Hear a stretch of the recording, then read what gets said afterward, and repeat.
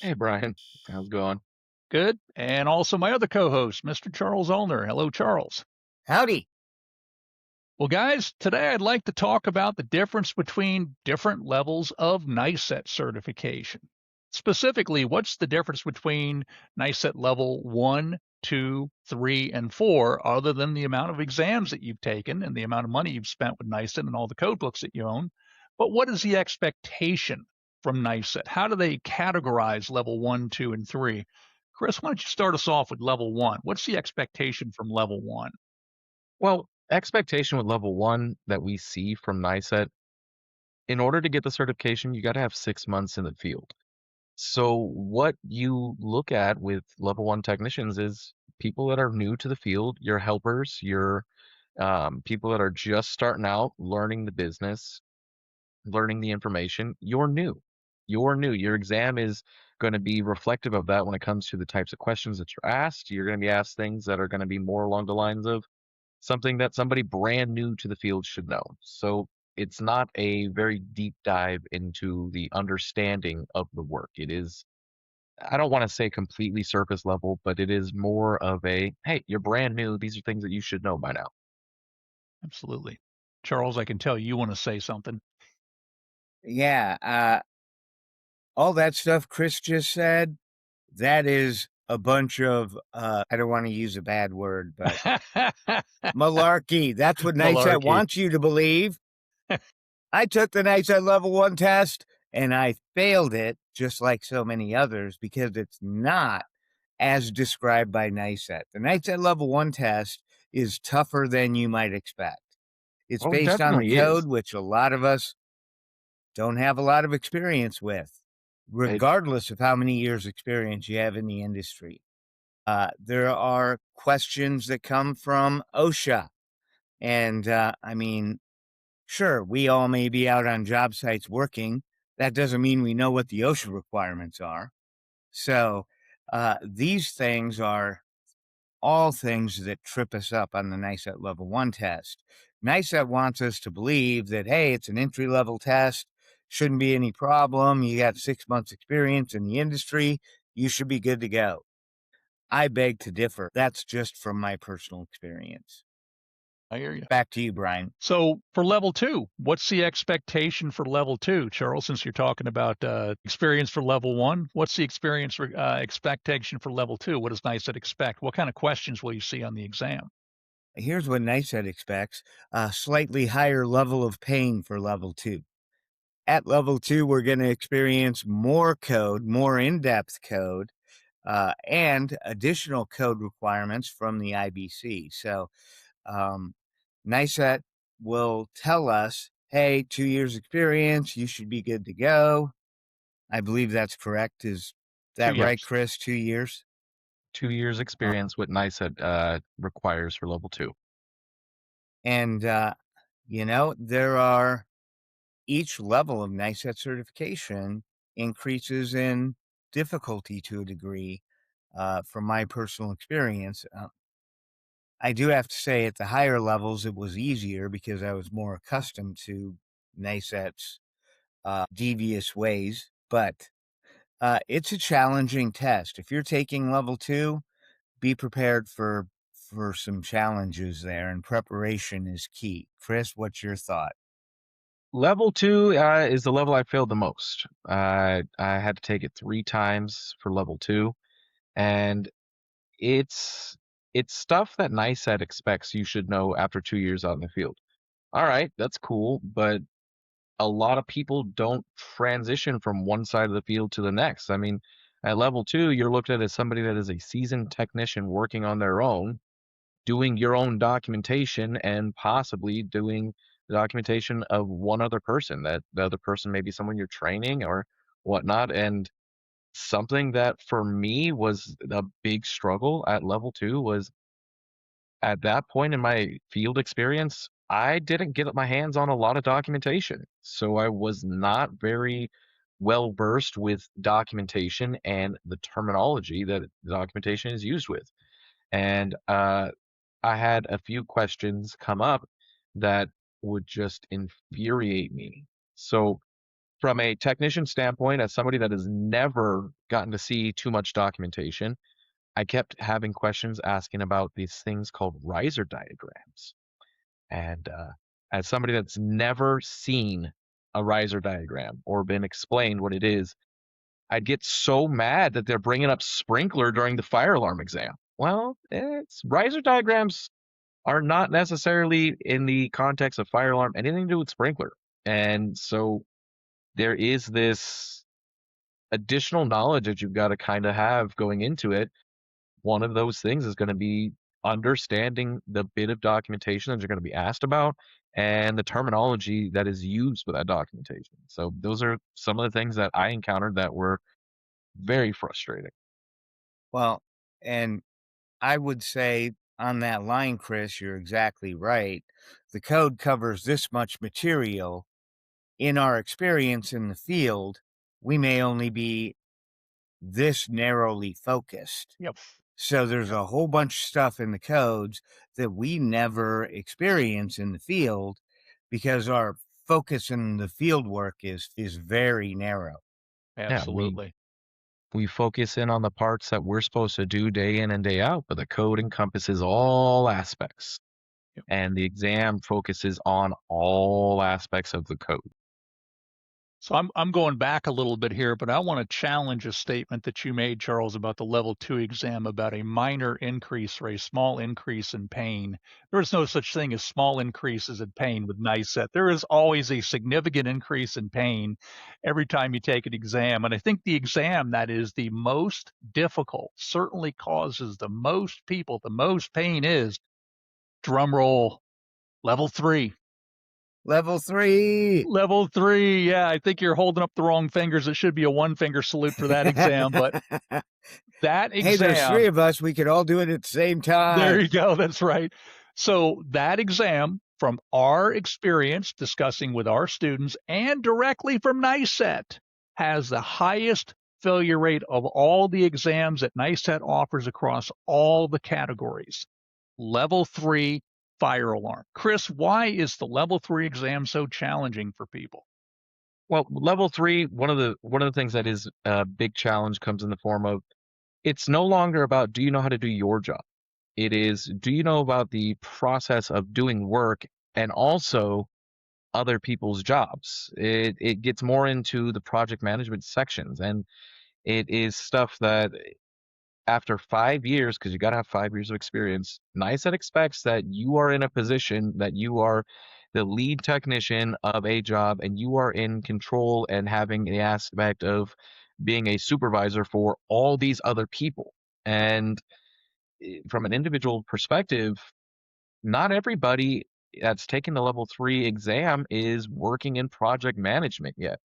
And you also don't get a book to take in, but it is worth about 30% of the exam, the project management side.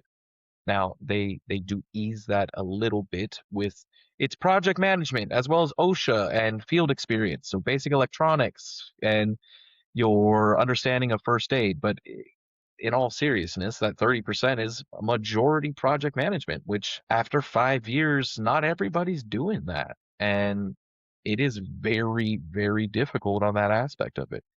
Even the code stuff gets significantly deeper Yeah. into it, into aspects that I've never had to work with that. Well, NICET expects that by level 3, this is the position that you're in, and that's just not necessarily how everybody out in the field transitions and moves. Yep. And level 3 is, you hit it right on the head with the 5 years. I think that there's a huge expectation from NICET because you're going from 2 years experience as a senior tech to 5 years as the top dog on the project. And there is a huge jump in expectations from NICET. They really expect you to bring up your game. And as you said, it's not only the project management, it's the code minutia stuff, the Annex F material from 72 and all the other, not just 907 from IBC, the other stuff in Chapter 9 from IBC, like know about smoke control and all this other stuff. And it just boggles my mind, the stuff that they pull out and talking to students. And from your experience with it, it just amazes me the questions that they come up with from that. And another aspect is they throw in NFPA 101. Now, if you've been working in the field for a while, you're probably more familiar with it. But for people that got introduced to fire alarm starting like 2000s onward, the IBC is what's being used for the building code. So it's another book that isn't real world used a lot and people are not as familiar with. Right. Yep, exactly. So the good news about level 3 is that level 4 is just right around the corner. It's one more exam. And actually, while level 3 has the highest failure rate of all the exams, level 4, I think I've only ever talked to one person who ever failed level 4. Everybody that I've talked to that eventually passed level 3, and we always encourage when you get that extra 5 years, because level 4 requires 10 years, go for level 4. The exam's very similar, and they allow a project management book in the NASCLA book, project contractor's guide to business law and project management, basic editions allowed in the exam. And I've only talked to one person that's ever failed level 4. Pretty much everybody else, they breeze through it because they already had all that tough learning they had at level 3. Now level 4 is like a breeze. So that's why I say after you finish 3, immediately start prepping for 4. If you've got the 10 years, go for 4. And the profile of a 4 is somebody who's kind of an office guy. You are the senior top dog in the company. And that you're usually in the office, you're managing multiple projects at once, you're interfacing at a high level on these projects with people. It's no longer the local thing that you're the one guy and you're the top dog in the site. You're the top dog over multiple projects. So that's generally been my experience with it. Once you get past 3 and all the things you learn in 3, level 4 generally is pretty easy. So guys, next thing I'd like to talk about from code today is NFPA 72, Chapter 18, specifically 18.3, General Requirements for Notification Appliances. Just like in Chapter 17, and 17.4, they have general requirements for initiating devices. Well, there are also some general requirements for notification appliances. Chris, you want to kick us off talking about some of that? Well, with your notification, everything has to be listed for its purpose. Everything from where's it going to go? Are we doing a wall mount? Are we doing a ceiling mount? Is it going to be for indoor application or is this going to be a device for above the riser room? Outdoor application. Everything with notification has to be listed for purpose. What it's being used for, how it's going to be utilized, where all of it has to be listed. And from a day-to-day perspective, it's somebody that's ordering this stuff, it's a no-brainer. It's easy. It's easy stuff to do. From a perspective of somebody that is looking at it as brand into the field, or even from a possibly like testing perspective, that's a whole lot of information all at once. So, Charles, another requirement from 18.3 is a nameplate. What the heck is a nameplate? A nameplate is a plate that's permanently affixed or inscribed on the device that provides all of its electrical requirements. And the thing with the notification appliance, we call it an appliance because it has a higher power consumption rate than, let's say, a smoke detector does. So the code uses the term appliance to indicate, hey, this is going to draw more power.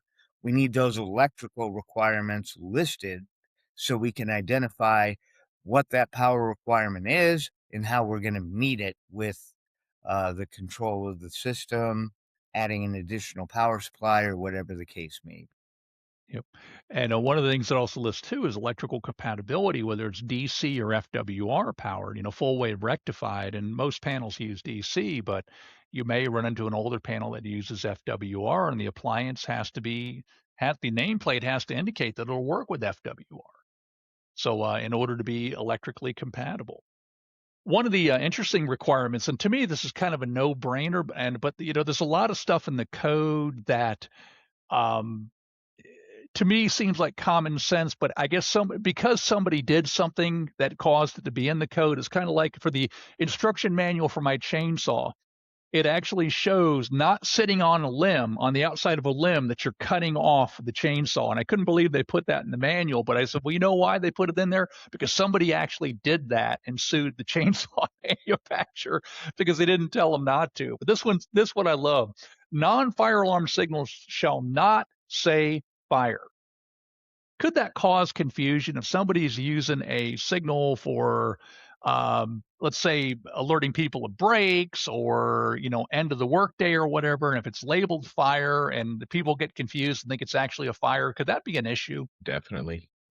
Absolutely. People a lot of times, so what I've noticed from working in inspection and testing is if people are in the building and the alarm goes off, the first thing that they do is look for where is it. If they see a sound go off and they see that it says fire, it's time to get out. Now, also that same line of thought, most people don't get out because, it's fine. It's normal. We all, Yep. you can always tell the Oh, fire alarm technicians inside of a building yeah. when the alarm goes off because, it's fine. It's just a false alarm. We don't have to go anywhere. Charles, one of the interesting requirements in 18 that's also paralleled in 17 is appliances subject to damage require guards. Why do we need to put a guard on a notification appliance? Well, in case someone tries to rip it off, the guard can tackle them and apprehend them so as to not damage the equipment. A guard is a protective cover to make sure that equipment isn't physically damaged. Um, so, in the event that we have an environment where physical damage could occur, we have a guard over our devices to make sure that doesn't occur. The guard has to be properly listed so as not to interfere with the operation of the notification appliance. We can't have an opaque cover over a strobe, for instance. So the strobe has to be able to fulfill its function. The sounder has to be able to fulfill its notification function, and the guard cannot interfere with that. That's why that listing is important. When you said guard and you were telling that story, I was thinking about Paul Blart Mall Cop as being the guard for my notification appliance, rolling around in this Segway. One interesting thing about the guards too is something I think a lot of people don't realize is that for audible and visible notification, even the clear ones can have an impact on the sound output. And they will list, they have to be listed with the appliance, but they also have to list what the impact is. And a guard over an audible could reduce the sound level by 6 to 12 dB. That's like doubling the distance twice. So that's a significant loss. And for light intensity, you could lose anywhere from 15 to 45 candela of light intensity, even through a clear guard. It's just a matter of science. You put a piece of glass in front of something or a piece of plastic, it does reduce the intensity.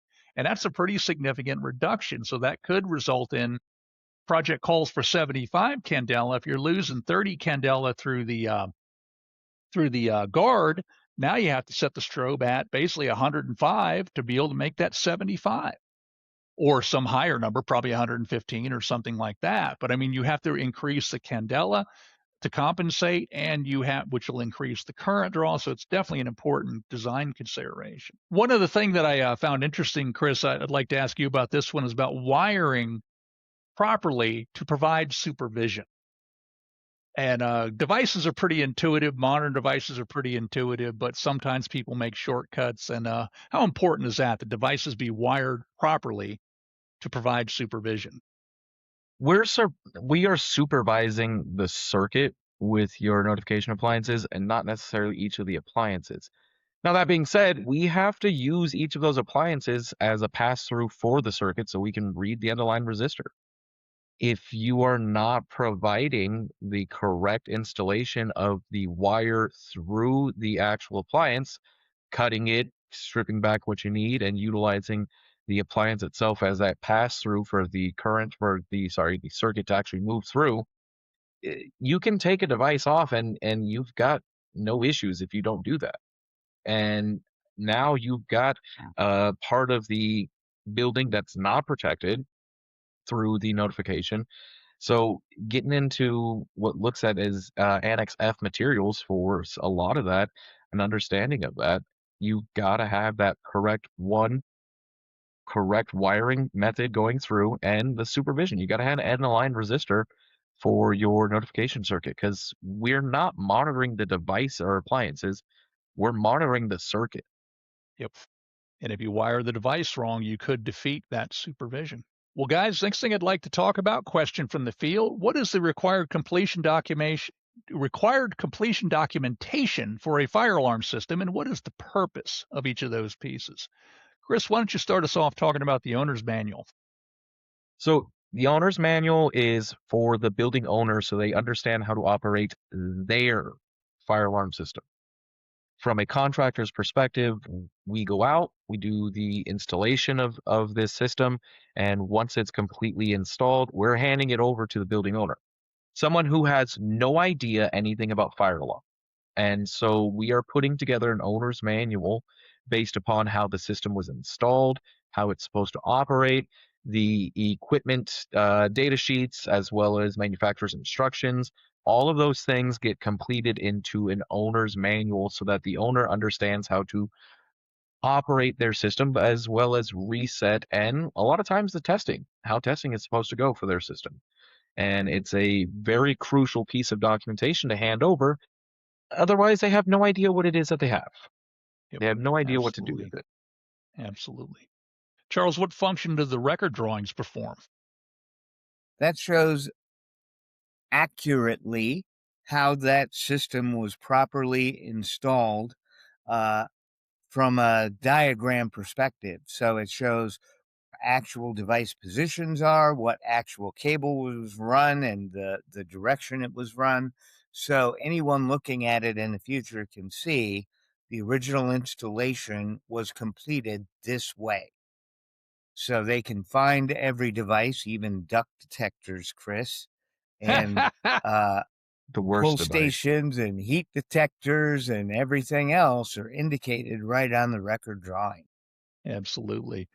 They used to call those record drawings something else. They had a term that Charles and I remember, and Chris probably has some memory of. What did they used to call them? The as As builts. built. As-built. Yeah, that's the old school term.